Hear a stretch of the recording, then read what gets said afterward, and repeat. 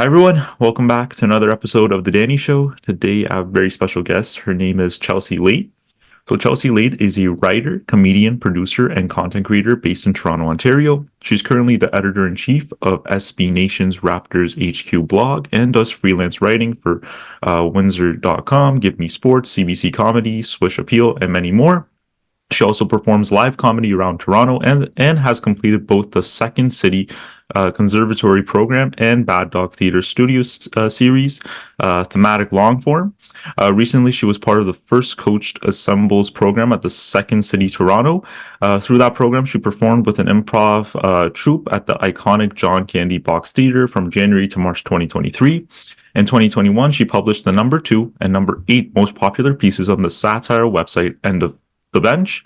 Past projects include writing comedy, video game scripts for Archer, Danger Phone on the 4% Rising newsletter, and producing for the Parlay Sports Media Company.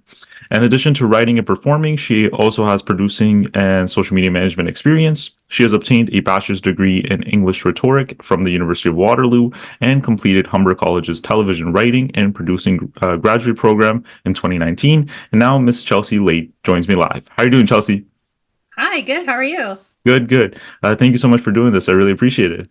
Yeah, no worries. So, first question, what made you get interested into comedy and journalism? Yeah, I was always really big on comedy in high school. Didn't really know how to make it into a career, didn't really live anywhere that had, a kind of comedy scene. And so when I finished school and moved to Toronto, I just kind of started getting involved in that kind of stuff and realized that I really liked it and wanted to kind of see if I could make writing and doing that stuff on the side kind of my thing. So, I yeah. see. So you're not originally from Toronto? No, I grew up in Cambridge, so not too Oh, far, but I see. I see. So now that you've been in this industry, the journalism industry for that matter, and in both comedy, which place in this industry do you feel like you learned the most valuable skills from? Which place did you feel like really did benefit you a lot?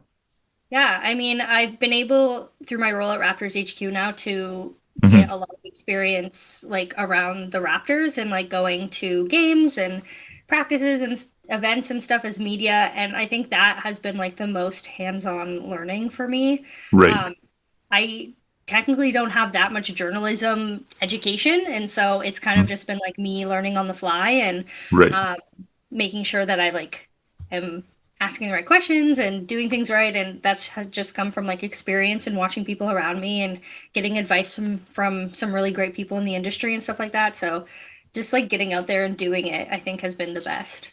I see. That's amazing. Just get out there and learn from scratch. Mhm. So, how do you feel about the Raptors this season? It was a really bad season for them. And what do you think their off season's plans are for this coming summer? Yeah, it was a really rough season, but I think the biggest takeaway was that not much of what happened was really in anyone's control. I mean, of course, the team was dealing with trades and stuff, and that's in their control, but like a lot of the outside factors, like injuries and illnesses and betting investigations and all that Right. stuff, wasn't really in much of the team's control. And so you just kind of had to like roll with what was happening and just realize that like at some point that this season wasn't really going anywhere and you just had to get through it. Right.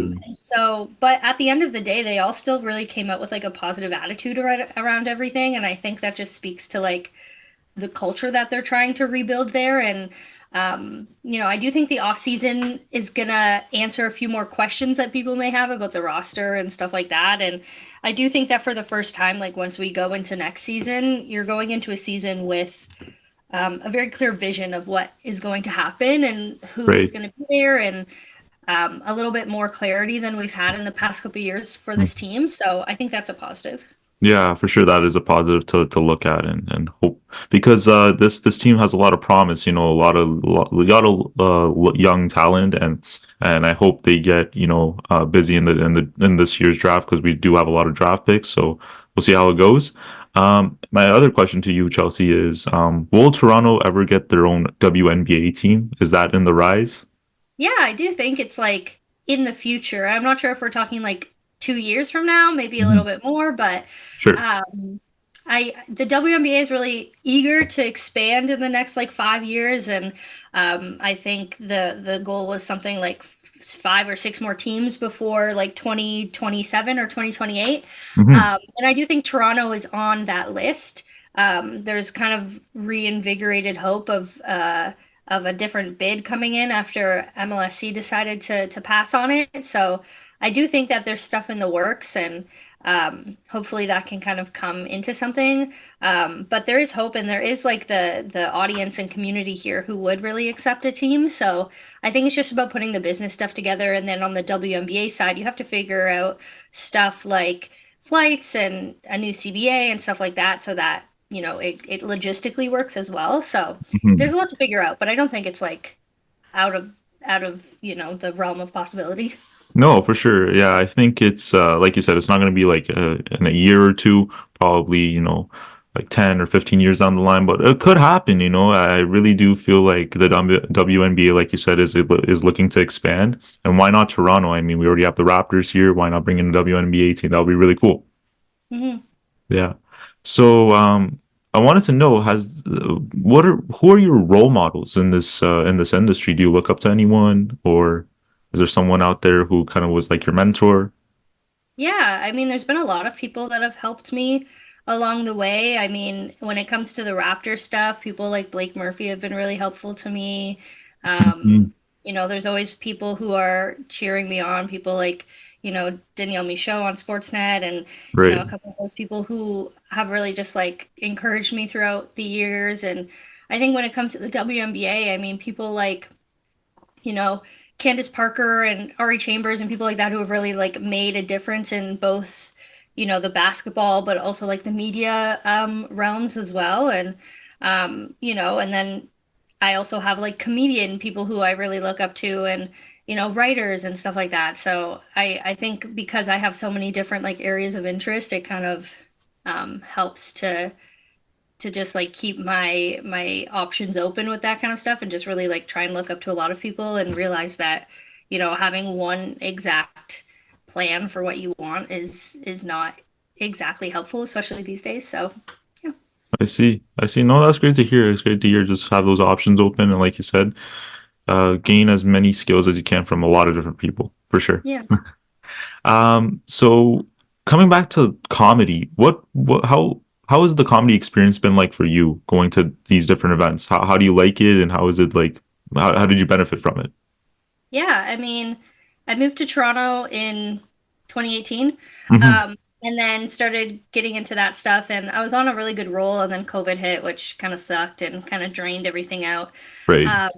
But getting back to it after COVID was really nice, because then you just kind of like realize that there's this whole community of people that are around and just really passionate about it. And obviously, it's not the most lucrative thing. And so you know that people doing it are doing it because they love it. And there's a lot of just like really genuinely cool people around, and people who do so many different jobs in real life, and Right. have so many different backgrounds, and that just like lends to really great comedy. And so I think there's like such a like thriving, wonderful community of live comedians here in Toronto. And I Hmm. think that's one of the more unique things about this city that people don't really realize until they're like in the community, is that, Yep. Toronto has such a deep comedy history, and a lot of the comedy that people consume in the mainstream was like inspired by things that started here in Toronto. So it's just really cool to have like even the smallest little part in that community, and, just like meet people and see where they go, and get to like,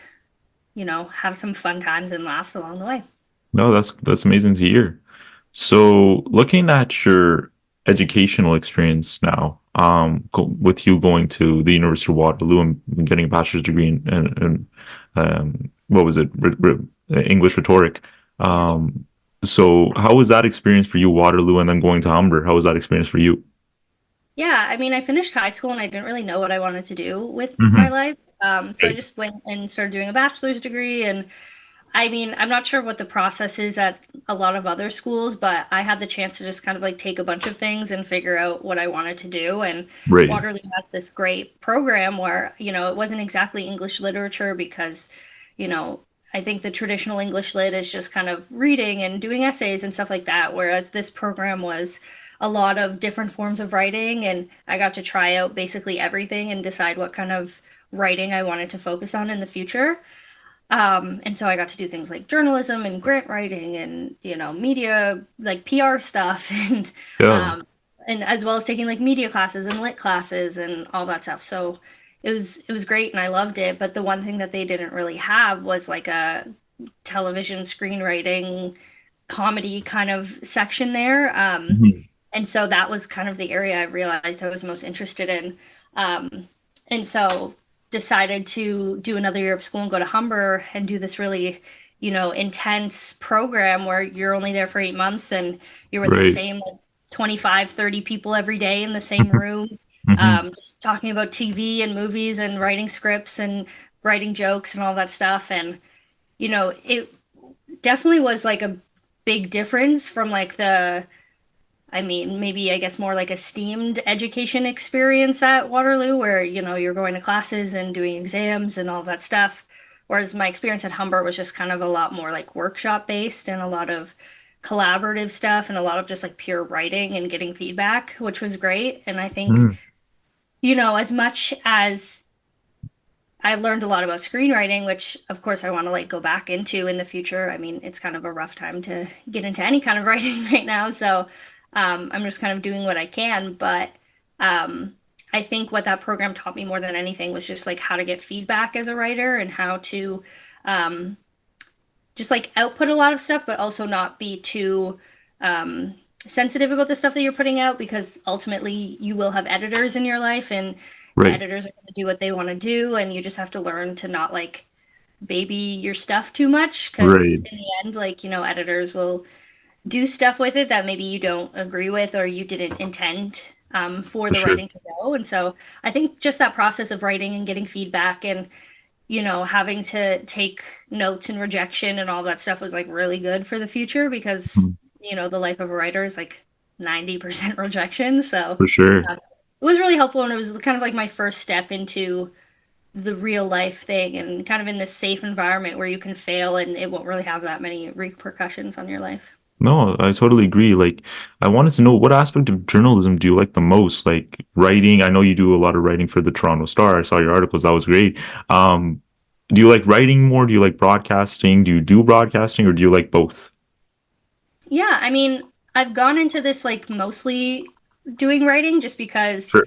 that's what I learned and that's what Yep. I know that I'm good at. Hmm. The media stuff has just kind of come along the way, but I think that my background in like performing and stuff has really helped me be able to be comfortable with that kind of stuff. And so I have really Sure. enjoyed the media stuff that's come along with this whole gig. And I think my favorite part of journalism is like the storytelling aspect of it. I mean, that's where my background is, telling stories and wanting to share, excuse me, like the more like behind the scenes stuff when it comes to sports. I think that's what really um, intrigues me about not just like sports journalism, but any journalism is like getting the real story behind how someone has found success or how someone got to where they were or what the real story behind an event was. So Right. um, that's the kind of stuff that I lean towards. And I think when you read my writing, that's kind of what I like lean towards in my stories as well because at the end of the day I'm like not too much of an X's and O's kind of sports person as much as I love watching the game of basketball and other sports and stuff like I'm not the kind of person that's going to go and analyze every move and footwork and moves Right. and plays and stuff like that. So Right. I kind of lean towards the storytelling aspect of that. And I think that that's one of the things about sports that gets people more intrigued with these athletes and teams is like hearing Yeah, how they got to where they are. for sure. Definitely. I totally agree with you. So now that you've like, like I said before, you've been in the sports media industry for quite some time now and the comedy industry. What has been some of like your most memorable moments? Are there a lot of memories or that one great moment that sticks out to you? Yeah, I mean, when it comes to the comedy aspect, anytime I get to like be on stage and like be in front of a live audience and hear people Mhm. laugh at stuff, it's definitely like a feeling that you can't really describe. It's like so energizing and fun and just hearing, feeling that connection between yourself and the audience and performing is something that makes a lot of people nervous. And so I think I enjoy the fact that it doesn't make me as nervous and I can get up there and just really enjoy myself and Right. um, just like have that connection with people. I think that's something that maybe we appreciate a little bit more these days is Mm, that like live connection and that feeling of being in a room with people. And the fun thing with improv is that you do it and the same thing is never going to happen again. So you just kind of have that like special memory of whatever scene you did or whatever. And when you hang out with friends, like even months later, you think about, oh, remember that time we did that scene or remember that time that we mm. did that. And it just kind of ends up being those things that you look back on that you came up with in the moment, and that's special. And then when it comes to the sports side, I mean, I really enjoy interviewing, and I think I've already had the chance to interview a lot of really cool people, and just having those memories for myself and being able to know that like I got to have a cool conversation with someone and then turn it into a piece of work that a lot of times, they end up really enjoying or feel that it kind of reflects their story and stuff like that is something really special. And um, I think that it's also a cool skill to be able to have a conversation and then turn that into like a cool story or a piece of writing that then lasts forever. It's kind of like the opposite of what I was just talking about. So two very different opposite feelings, but um, definitely like those memories are what kind of sustain through the rougher parts of being in this industry. Oh yeah, for sure. I agree with you. So last question, Chelsea. Thank you for coming on. The last question. Um, any advice you want to give to anyone who wants to get into the sports journalism or comedy industry? Yeah. Advice. I think the biggest advice is to one, like seek out people to help you out, like those connections, and do it in like a genuine way. Making sure that, even if you are forming like relationships, don't do it for the sake of forming relationships to get you ahead, but do it for the sake of, you know, meeting and, learning from other people and forming relationships and stuff like that. So I think those have been really helpful to me. And I think just like not being afraid of like the plan changing. I think Right, when I left school, I had like a very distinct plan of how I wanted like my career to pan out. right, And right, obviously right, like that didn't happen. Like it didn't really happen the way that I thought it would, but it's right, still happening in a different way. Like, I never thought I would be this deep into writing about sports. I never thought that I would be, you know, doing interviews and doing stuff on TV and being able to go to games and stuff like that. So it's kind of taken a turn, but at the same time, I'm still really like confident in my abilities and what I'm doing. And so I think just that like that sense of just being led where you're going to be led and being okay with it and still working hard is something that I would tell younger people as well. No, that's amazing advice. I totally agree. Yeah, thank you for sharing that. So, uh, Chelsea Leite, everyone, you can follow her on her social media platforms, Instagram, LinkedIn. I'll put all of her social handles in the description down below if you want to connect with her. Thank you so much for coming on the show, Chelsea. I had a great time talking with you. No problem. Thanks. No problem. Have a nice day. Bye bye.